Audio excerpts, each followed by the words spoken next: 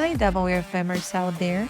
I'm your host, Irina Mateva, and this is WFM Unfiltered, a podcast by Right WFM, the place where we share the truth about workforce management. So get comfortable and listen closely. Hello, everyone, and happy Tuesday. I'm your host, Irina, and this is WFM Unfiltered. And today we are traveling all the way to South Carolina before I say the wrong thing once again. And the guest I have is amazing, and I am a huge fan of him. He is an incredible professional and even more amazing human being. So I cannot wait for you to meet him once again because I know that he's very famous and there's no way that you haven't heard of him. But I'm going to hand over to you, Dan. How are you today? And thank you for joining me. I'm good. It's still time zone difference, right? Thanks for traveling all the way to South Carolina. Still a little early, so I'll be drinking my coffee this morning out of my Harry Potter Ravenclaw mug. But I'm doing Nice. well, thank you. A little background about me. So I've been in the contact center space for 20 years. I started on the phones taking tech support calls for a dial-up internet company. Stumbled into WFM as many of us do, and I've been here in WFM for about 18 years now, about 17, 18 years. A variety of different roles, variety of different environments, BPO, startup. Currently now with a large health system. I'm based out of New York area in the States. And I also do a side consulting business. So 23 Consulting is the number 2, the word 3 consulting.com. I try to help organizations think critically about WFM. And you can always catch me on LinkedIn. I put Will Ferrell gifts up every Friday and try to just make humor around WFM. So it's not just boring RTA and WFM forecasting tips. I try to be funny at times, but that's me. So happy to be here and have a conversation with you. Thank you so much for this introduction. And just to add, absolutely follow Dan, follow his company, find him on LinkedIn. You'll find the 2-3 Consulting there and the link as well, and follow his content because you will learn a lot. You will also laugh a lot. So, all good stuff there. So, make your way to his LinkedIn. And on that note, Dan, we've been brainstorming about the topic that I know you're super passionate about, and it's one that usually triggers a lot of discussions, and it is the balance. And how do we deal with meeting customer demand all while we are actually meeting agents' wishes and preferences for their Yeah. scheduling? So I think it's easier said than done. But what are your thoughts on this concept? Yeah, I think for me, the kind of general starting point is it's an afterthought for a lot of workforce management teams. I think the principles, the practice, the foundations of workforce management, right, going back to Erlang is about trying to predict call volume, predict customer demand.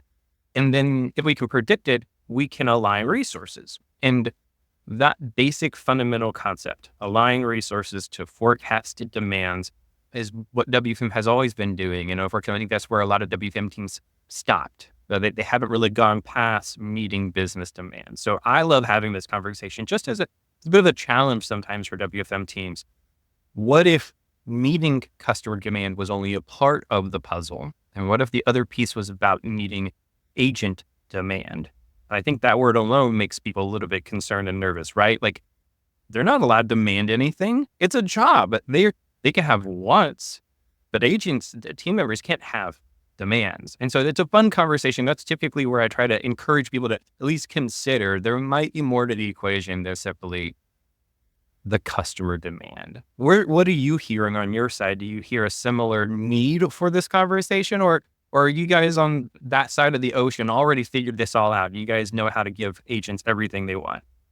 It's a very cool one, and the one that it's absolutely mandatory, at least from my experience. And actually, it's a great segue to a previous episode that I had with a guest of mine about empathy towards agents and whether this is the job of WFM or team lead. So, hi, Dimitri. I hope you're listening to this episode. We're going to be talking about you.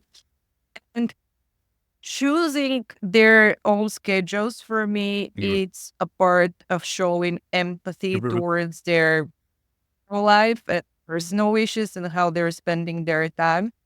Now, usually when most of the organizations are coming from the position, hello, you sign a contract, you are being paid, you can't just show up whenever you Right. want.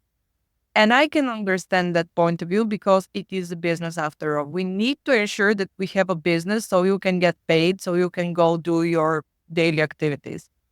On the other hand, I think both you and I would agree that contact center job is a tough one. It's the one that we're usually rotating people all the freaking time and we're dealing with a lot of attrition. So we do need to provide them some sort of flexibility. Otherwise, we're not going to have people to work with. A great chat for the people that are promoting AI, by the way, and how it will replace fake chats. So that's their chance.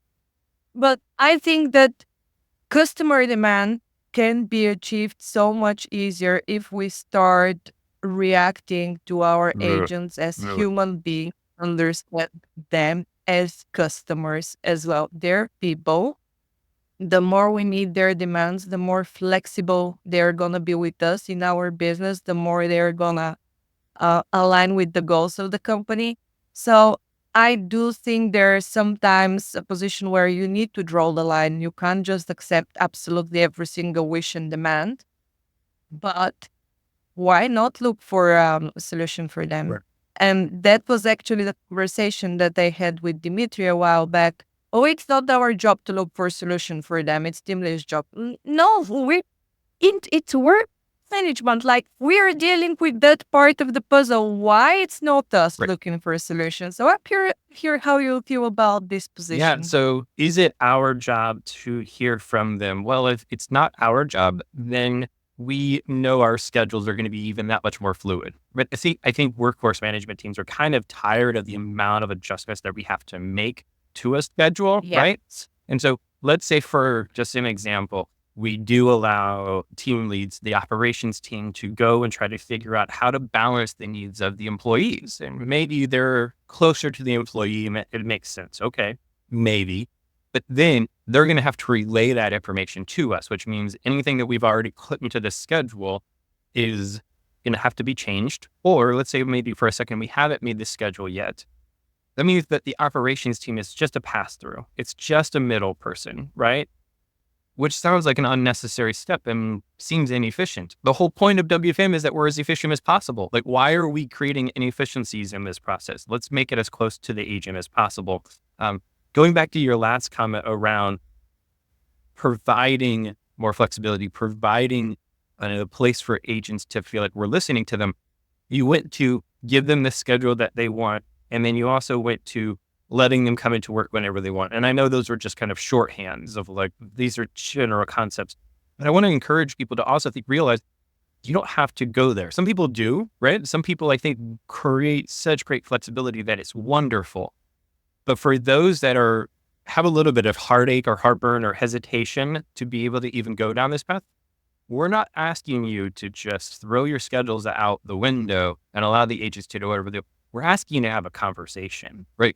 For me, balancing customer demands and agent demands simply starts with asking the agents what they would like, not giving them everything, but simply asking the question, what would make your environment a little bit better? If you could create a schedule, what would that look like?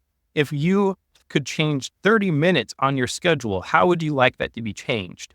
I think for me, it's those steps. What step could we take towards providing agents more of what they're looking for while still meeting the customer demand? That for me is the most important conversation. It's not even, here's the menu of options that you can choose from, and though there's only one right one. It's about encouraging WFM teams to think about what is that next step I can take towards empowering agents and giving them more options while still meeting the customer demand. It's a brilliant point, and I think this is where the process gets a little bit broken, Right. and maybe it broke in the execution step because I have seen it with myself and with my own teams that at some point you're also asking agents what would make you feel Sure. better in your daily work. can I accommodate your needs so you are more productive, more efficient, happier at work? And we're making that change and we're making that tweak and we're anticipating that people would be maybe grateful. They will be Right. happier with our extra Yep. effort, and it actually bites us in the end. Yes, I self-censored myself because even more demands, and now it's no longer us giving something additional. Now it becomes like Yes. a mandatory request that you as a WFM team is supposed to meet.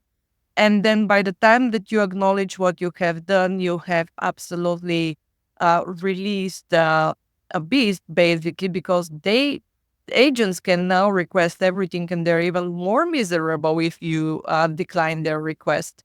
So what do we do? How do we execute this in the right Yeah. way? No, I think that's God. That hits way too close to home. That frustration. I personally have felt this frustration of like, what?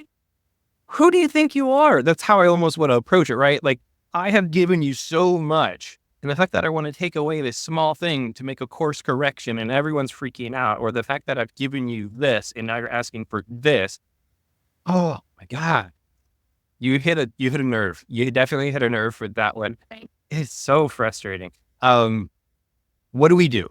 What lessons I've learned around this is when introducing new possibilities, new options, you strongly message them as a pilot, as a test, right? We are going to introduce this. And so the simple question around what would improve your environment if you could change your schedule, you put a big old bold statement right after that says, that's not to say we're going to give you your adjustment. We're just information gathering, right? If you go out there and say, we're looking to provide some more flexibility by providing these schedules, you say, we are going to review this after X months to see if it's working, and it may go away after so many months. Like, you just keep messaging the temporariness, if that's a word, the of the options to make sure that everyone understands this can go away at any given point. This is not a foregone conclusion of what we're going to do. So it's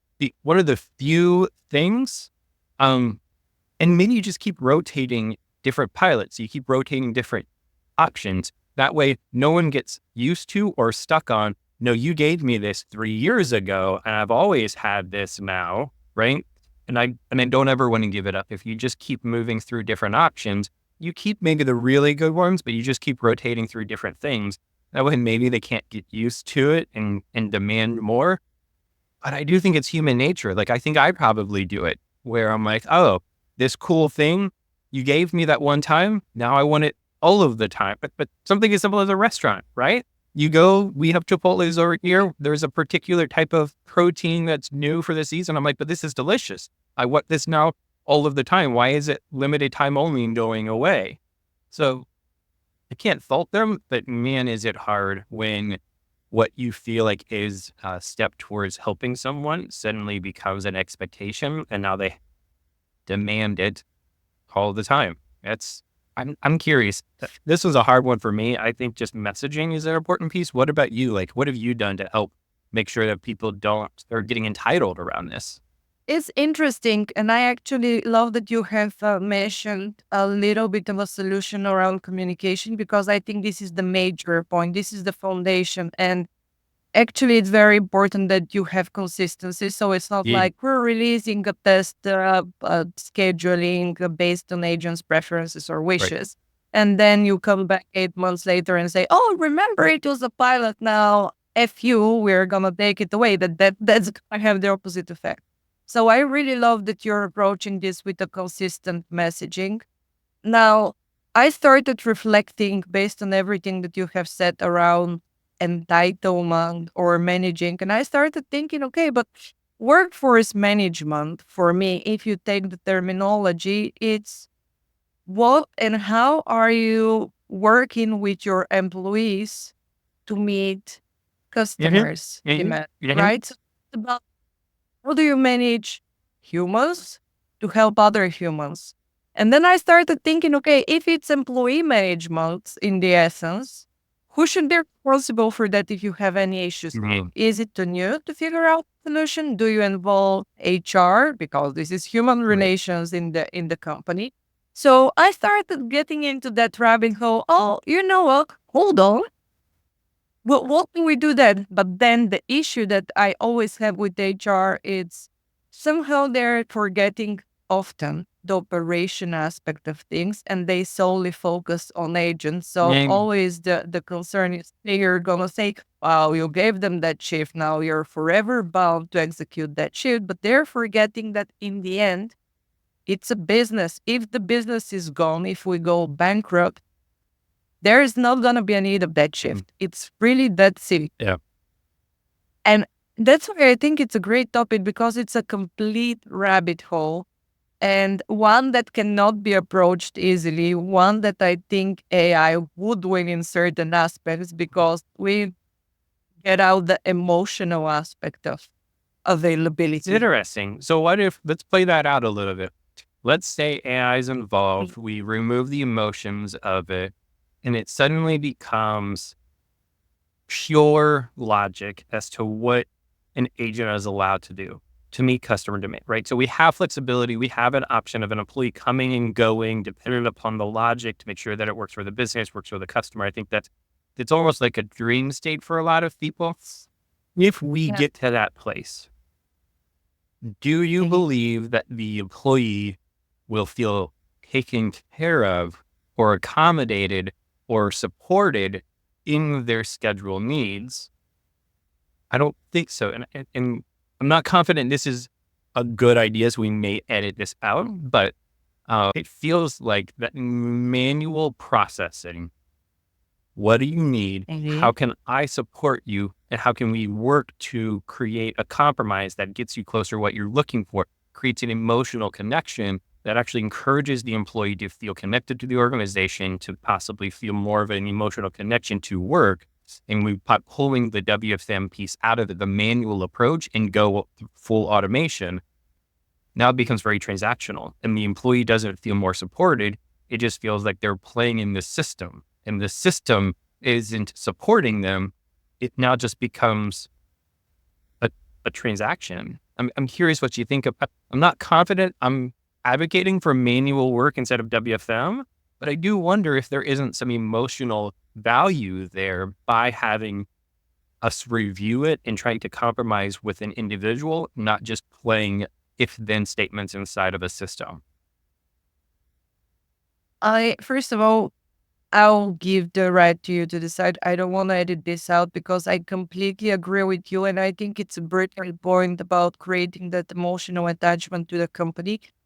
For Mhm. myself, I have worked in both cases where I do feel emotional connection with the company and I'm going 100 extra Mhm. miles. And the one that technically I'm getting better, Right. but I have better perks and I don't have the emotional attachment and I just do my job and I don't care. Then that's the extent to Sure. where I'm going.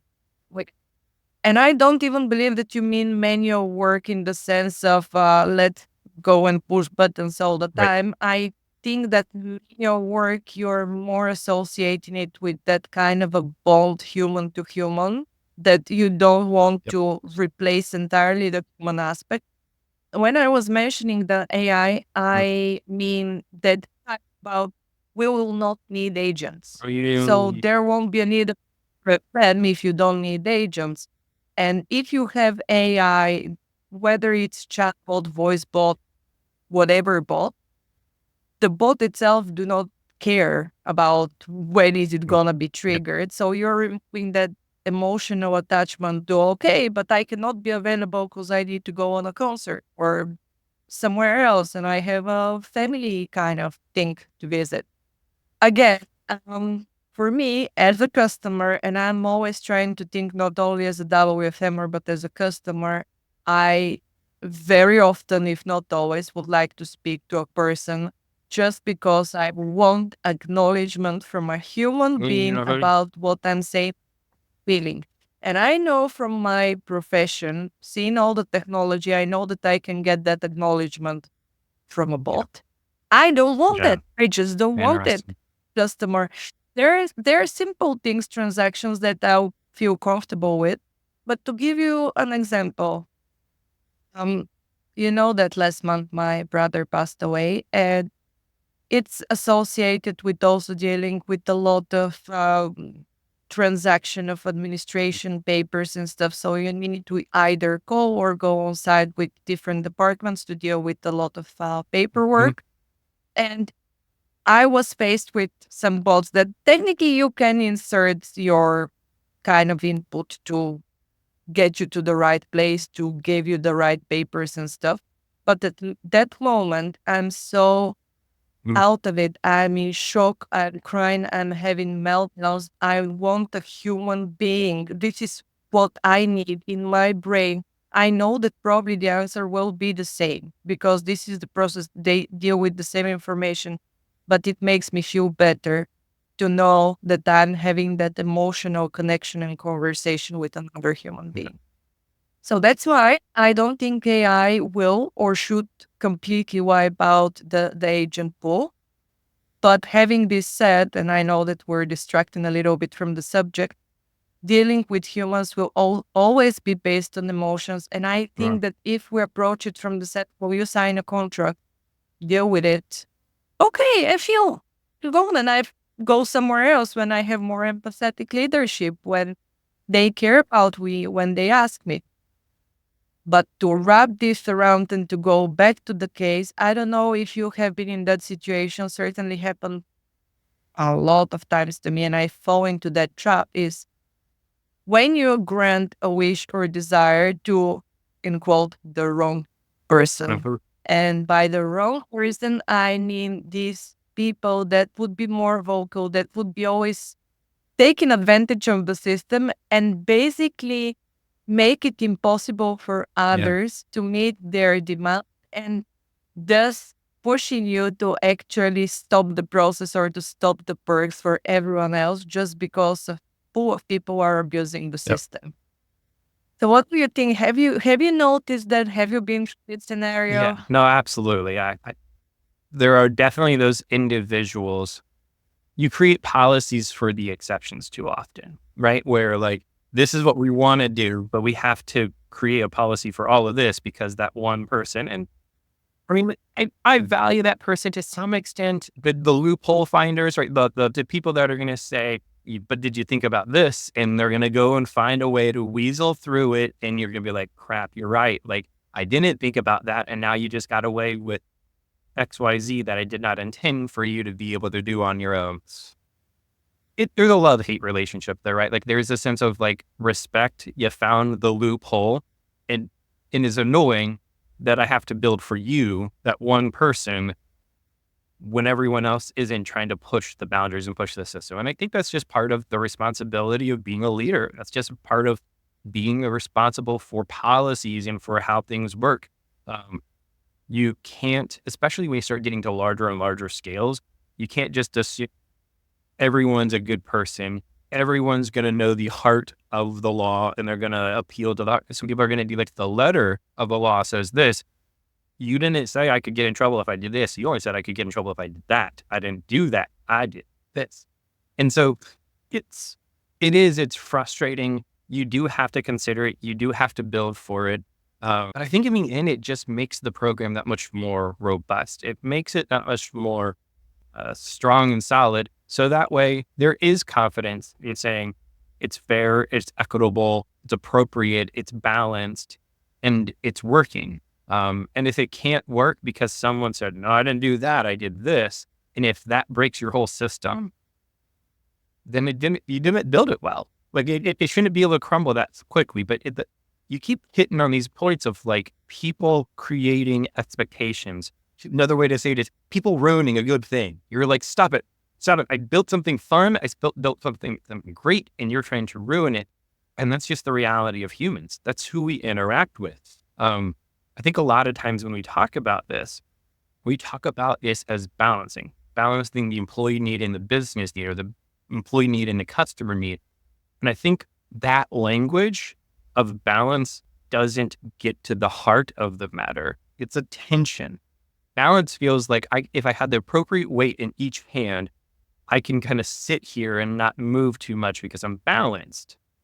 but it's not, it's a tension. It's a pulling apart. It feels like you're getting yanked this way for the agents to want these things. You're getting yanked this way because the customers need it, and it's uncomfortable, and it doesn't feel good. And I think that, unfortunately, is what WFM needs to be able to do. We need to live in that tension. We need to feel the pull. And if we don't feel a counter pull, if we're just yanked towards the customer or yanked towards the employees, and we don't have that counter pull, we just feel comfortable. I think it goes so far as to say we're not doing our job. That I agree 100%. And unfortunately, that's how I feel when we're too often like, well, it's business. Yeah, it's business, but we are dealing with people. We don't, and that's the issue for me with WFM, that we're thinking and talking too much about math and data, which is great, which is your foundation to deal with people. And the people is what you need to care about moment.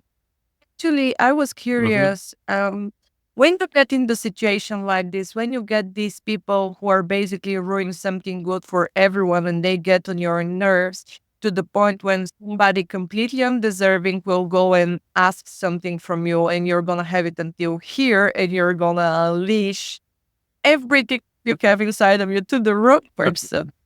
Do you kind of You- approach how we can maybe deal with that? How can we prevent it from happening? Wait, Any kind of strategy? What we do? how do we, is it, how do I deal with the difficult people? Or is the question, how do I help avoid those expectations, those people just expecting to get whatever they want?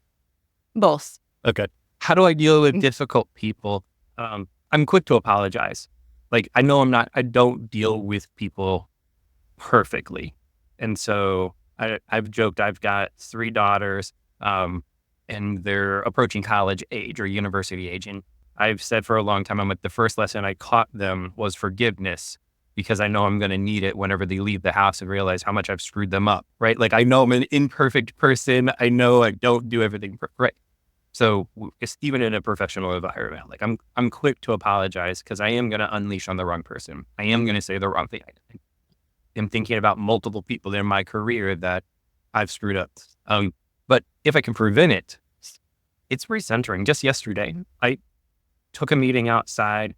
I just laid on the yard, had the sun on my face while listening into a call, and just tried to like get into a better headspace. These walls are fine and all. This is a nice office, well enough, but I just need to go away sometimes, go on a walk, even if it means I can't leave my meetings, I can't leave my chats and my emails, but just getting out helps. So that's preventative.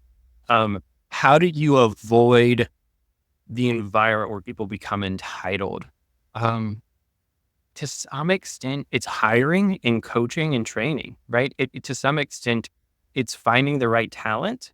And when people are acting in a way that isn't how you want them to act, you don't shun them, you don't kick them out, but you do make it known that that's not how we work around here. That's not our culture, that's not our environment. And so someone that says, well, I wasn't trying to be entitled, I just expect it. That is entitled. Like, Mhm. let's have a conversation about this. And it's hard, it's not easy. But for me, I try to be as transparent as possible. I try to be as honest as possible. And I think a lot of time people reciprocate that when you don't come as this perfect professional leader, but you come as someone who's trying, someone who is learning, and someone who's going to screw up, it encourages them to do the same, that they're then able to learn to try. And if they screw up, own it. I don't know. It's kind of a rabbit hole, wide ranging answer, but that's where. But I think it's a very good one and one that people should apply more, because what I have seen is that people are quick to get defensive to say, yeah, but these are customers, but the goals, the service level, blah blah, and someone contact center manager, and come with all those excuses. But it, for my approach, even dealing with a lot of difficult people, if you work closely with them and then you're honest and explain them the situation and say, listen, you're right about it. We do have that call. I can grant it for you. And then the next week I'll have to stop it forever for everyone. So if this is something that you as a team are willing to risk, then it's fine. I'll give it to you. But I think I have noticed that once my team and I are working closer to agents and checking on them and other, hey, how are you feeling today? Hey, what's up? Are you feeling okay? I've noticed that you're more quiet than usual. I see that you're smiling. Is it a good occasion? Just build that relationship so they don't see your team as the one that sits in the corner behind the wall and they're just micromanaging and trying to catch you doing something wrong. I have seen brilliant results. I have seen my team growing I up, mean, and then the agents are defending them and thinking about solution how to fix the situation for a mistake that they have done. no, for So that's gonna be my advice to everyone. Just understand that you're working with humans. That's the foundation. We're not working with numbers. We're working with people. absolutely. And I would say okay. one thought I had is, and I know we're coming up on the end here. Too often, I think people that might be moving in this direction, wanting to accommodate more agents, to be more human centered, and I think that's wonderful. Don't start in their own WFM environment, right? So, like, if you're looking to connect with agents as people, start with your team. So I'll leave with one tip before we wrap up. Something I'm doing with my team currently, not a WFM team, but it's actually just like the leadership crew that I have. But every team meeting I have with them, we start with, and it still is completely from Brene Brown. She's an amazing author and speaker if you haven't heard her. But what's your number? What's your 2 words? And so what's your number is on a scale of 1 to 10, how maxed out are you? One's like, I can't believe I get to work here and get paid for this. This is the best thing in my life. 10 is I'm close to tears and screaming and I hate it and I am maxed out. And then the 2 words is to describe your emotional state. We don't dive into any of it.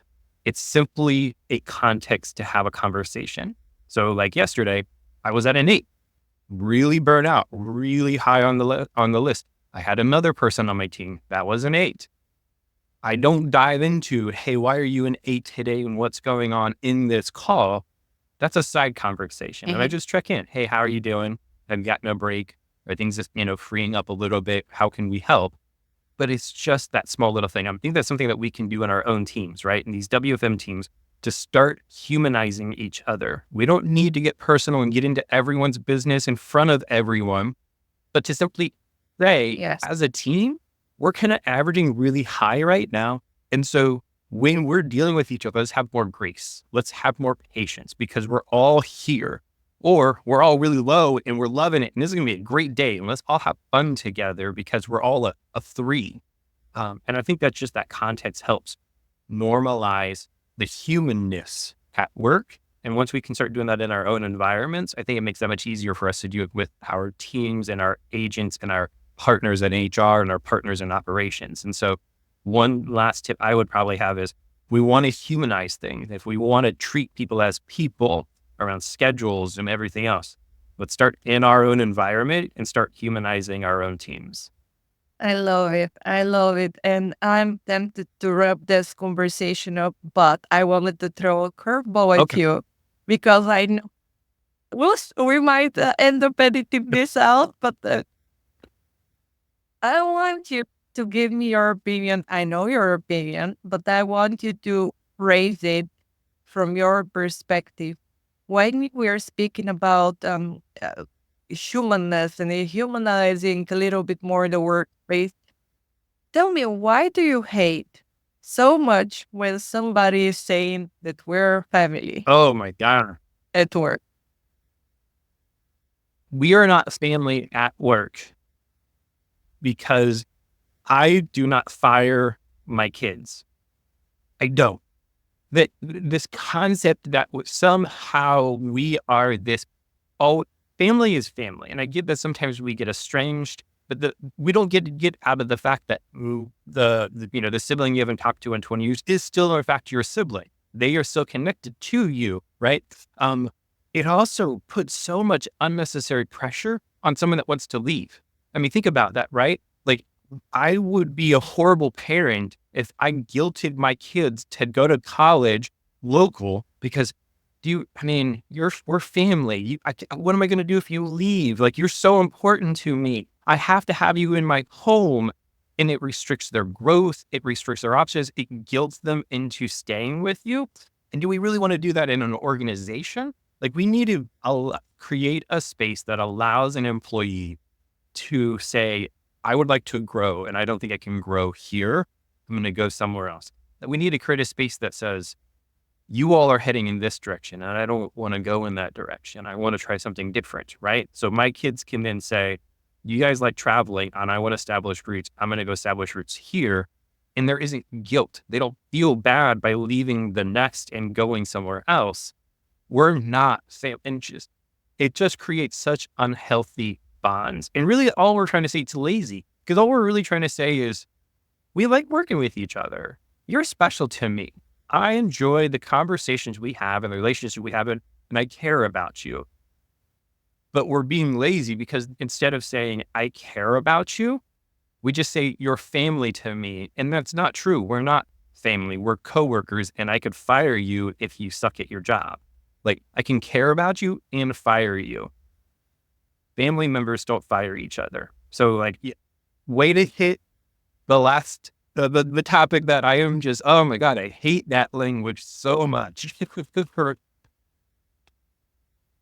But I had to, because I love your explanation. And actually, that's a point of view that I don't think it's put too much out there, but you nailed it perfectly, that it puts a stress, and people are guilting you into sometimes making the wrong choices about yourself, your actual family, your development, your career growth, and everything, just because they're holding you where they are feeling comfortable having you. Yes. So I'm very happy that you kind of wrapped it up with this one. It was a great conversation. Thank you so much for joining me for this episode. And everyone, watch this space, because quite soon we're going to restart our webinars. And Dan and I will have the pleasure of inviting you to be with us on the next topics. Yep. Thanks so much. This was wonderful. I appreciate it. Thank you as well. Thanks for joining us today. I'm your host, Irina Mateva, founder of Right WFM, where we believe that every business and its people are unique and deserve the right solution to their challenges. If you need support with workforce management, we're just a message away. Get in touch at irina@rightwfm.com or info@rightwfm.com. If you like the content and would like to support the show, please subscribe to WFM Unfiltered on your favorite podcast platform, leave a review, and follow me on LinkedIn. You can also show some love to our great sponsors. For more information about them, check out the episode notes. This is your place for real WFM, so to suggest guests or topics, get in touch at irina@rightwfm.com. See ya!